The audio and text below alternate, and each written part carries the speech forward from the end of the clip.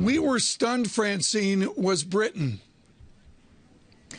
Look, Tom, a lot of people here were expecting an outright win from Jeremy Corbyn, and yet this country is stunned that he managed to get elected. So I can't really work out the two, but he really came out of nowhere. Bernie Sanders actually one of the first ones to congratulate him. Tom, I can't tell you enough how, so far, Jeremy Corbyn has been anything but a moderate, right? So important to say he's nowhere near government, but people describe him in the press this morning as almost Venezuelan-style economics. He dislikes NATO, he's anti-American, and actually the way that he's putting the people around him, he's appointed someone as shadow chancellor that's even less moderate than him. It actually makes Jeremy Corbyn look like a moderate because, you know, this guy, John McDonnell, for example, wants the Bank of England to stop setting interest rates and renationalize all the banks. Francine, could he become prime minister? What is the likelihood that he could replace the Conservative, the Tory, Mr. Cameron? All right, so it's 5 years away, Tom. It's, I would say at this point, very unlikely, if not impossible, that he actually comes into power.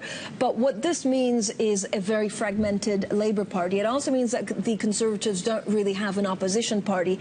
This is dangerous, not for the election because it's 5 years away, but it's dangerous because we have an EU referendum at our doorstep. In the next 18 months, this country goes to the votes, and we actually don't know whether Jeremy Corbyn at this point is pro-Europe or not. We know that he's lukewarm. We know that someone who he asked to be very close to him has refused the job because he doesn't think he's pro-Europe enough to actually try and spur the citizens of Britain to vote to stay within the European Union. And I would say that's probably more dangerous than him actually becoming into power. Fran, for the U.S. audience just waking up and looking at this now, help us out with some perspective. Where is Jeremy Corbyn on the Bernie Sanders scale? I would say almost the same. This is someone that, again, wants to nationalize the banks. He's against austerity. The only thing I would quantify, Brendan, is that actually he's just been elected. So whether he tones down the rhetoric or not is something that we have to see. I mean, he's also been linked to terrorist groups. I wouldn't say linked, but actually consorted with terrorist groups. One of the most surprising things, and that would have a repercussion for the United States, is that he actually blames the West for Russia's invasion of Ukraine.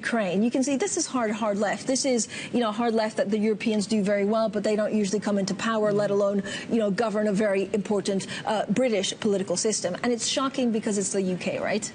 Fran Lacqua in London, thank you for that perspective.